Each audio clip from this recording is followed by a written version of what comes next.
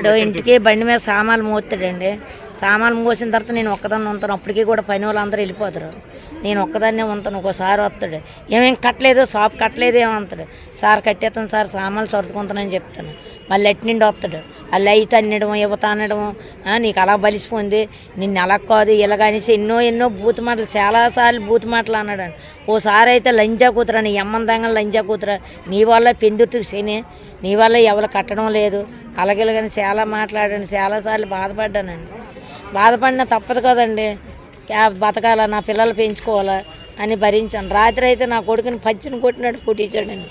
తిరగని ఇక్కడ తంతే అంత దూరాన్ని వెళ్ళిపడ్డాడు. ఆ యూపుని రాయి ఉంటే నా కొడుకు బుర్రబద్దలైపోయి చచ్చిపోతాడు కదా, అప్పుడు నా కొడుకుని ఎత్తాడా ఆయన ఎవడో అని చాలాసార్లు భరించానండి. ఈసారి మటుకు భరించలేకపోనండి.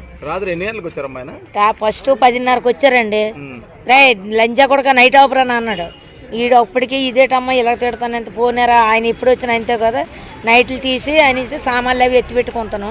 సామాన్లు అవి తీసాము, తీసిన తర్వాత ఇంకా సామాన్లు తోముకొని పొయ్యిని ఆపటెట్టాడు. ఇంటి కొట్టుకు వెళ్ళడా సామాన్లు ఇలా కొట్టుకొని వస్తాడు, తప్పని కొట్టేశాడు.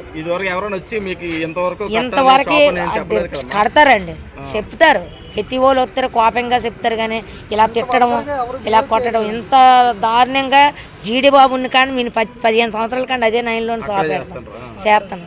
ఈ రోజు కానీ మమ్మల్ని కొట్టడం కానీ లేదంటే శిలాన్ రోడ్డుకి వెళ్ళిపోతారండి. శిలాన్ రోడ్డుకి వెళ్ళిపోతే మళ్ళీ స్టేషన్కి వచ్చి వాళ్ళు బతిమలితే సీఏగారు లోపల ఇచ్చేవారు. కానీ తిట్టిన ఇంత దారుణంగా లేదు. షాప్ కొట్టమ్మా ఏటమ్మా ఇదేటమ్మా టైం అయిపోయింది ఇందరిని కాదండి, వరుస ఎట్టే కొట్టాడండి రాత్రి షాపులన్నిట్లు. మమ్మల్ని ఒక్కలైతే కసెట్టుకుండా అందాక అలేకి వాళ్ళకి పనికొర్రోళ్ళు కొట్టేశాడు. సాయి తేజ గుమ్మలు మాది మా 4 మట్టుకు చేశాడు, చాలా దారుణంగా చేశాడండి. నా పేరు నాగరాజ్ అండి. పెందుల్ సెంటర్లో కొత్త వలసకి వెళ్ళే దారిలో రోడ్డు పాయింట్లో తోపుడు బండి టిఫిన్ అమ్ముకుంటామండి. టిఫిన్ అమ్ముకుంటున్న రాత్రి ఏఎస్ఐ గారు మురారి గారు అని ఏఎస్ఐ గారు నైట్ వచ్చి అందరి మీద చేసుకున్నారు. ఫస్ట్ 10:30కి వచ్చారండి. 10:30కి వచ్చి టైం అయింది, గుద్దవలసిందా లంచ్ ఒకడక గుద్దలగాండు, నీకు ప్రతిరోజు చెప్పాలరా, నీకు ప్రతిసారి నేను వచ్చినప్పుడు ప్రతిసారి నీకు చెప్పాలరా, నేను వస్తే షాప్ ముయ్యాలని తెలీదా, లంచోడక అది ఇది అని చెప్పి అమ్మన బూతులు ప్రతిసారి తిడతారండి. అలానే నిన్న కూడా 10:30కి వచ్చారు. 10:30కి వచ్చి తిట్టారు. ఫస్ట్ తిట్టేసరికి అప్పటికే మా టిఫిన్ మొత్తం అయిపోయిందండి. తిట్టారు. లైట్లు వేసుకొని మేము గిన్నెలు తోముతున్నాం అన్నమాట. షాప్ సరిదే టైమే గిన్నెలు తోముతున్నాం, టిఫిన్ అమ్ముతున్నాం అని చెప్పి తిడుతున్నారు. ఎలా ఒక్క కస్టమర్ లేరండి. టిఫిన్ మొత్తం అయిపోయింది, ఎలా పడితే అలా తిట్టేసి వెళ్ళిపోయారు. మళ్ళీ వచ్చేసరికి కానీ టిఫిన్ ఉంటే మాత్రం మరి మామూలుగా ఉంటుంది అది అని వార్నింగ్ ఇచ్చుకొని వెళ్ళిపోయారు. అయితే సరే తిడుతున్నారు, ఎందుకు వచ్చిన బాధ అని చెప్పి లైట్లు తీస్తారండి. లైట్లు తీసి మేము గిన్నెలు తోముకుంటున్నాం. అమ్మ గిన్నెలు తోముతున్నాం, నేను ఇంటికి గిన్నెలు మోద్దాం అని చెప్పి గిన్నెలు తీస్తున్నాను. అప్పట్లో జీప్ ఆపుకొని వెనకాతల నుంచి వచ్చి అక్కడ ఎంతమంది ఉంటే అంతమందిని ఎలా పడితే అలా కొట్టేశారండి. మా అమ్మని ఫస్ట్ నన్ను కొట్టారండి. నన్ను కొట్టిన తర్వాత వెనకతను ఉన్న అతను ఒక అతను కొట్టారు. మళ్ళీ అతను కొట్టిన తర్వాత ఎవరు అంటే దగ్గర ఎవరు ఉంటే అతన్ని ఎలా పడితే అలా చూడకుండా లాఠీతో కాలు మీద కొట్టేస్తున్నారండి.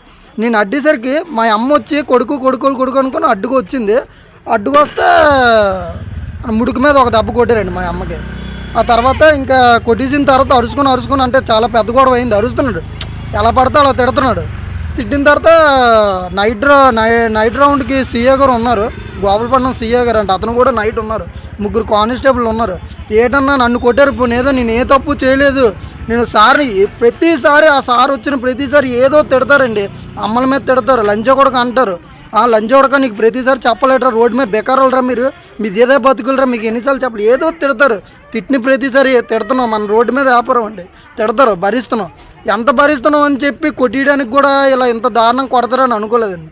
చాలా దారుణం కొట్టారండి. రాత్రి అంతా నిద్ర పట్టలేదు. ఏమని ఇంత రోడ్డు మీద బతితే ఇలా కొడతారండి మనిషిని, ఇంత దారుణంగా కొడతారండి.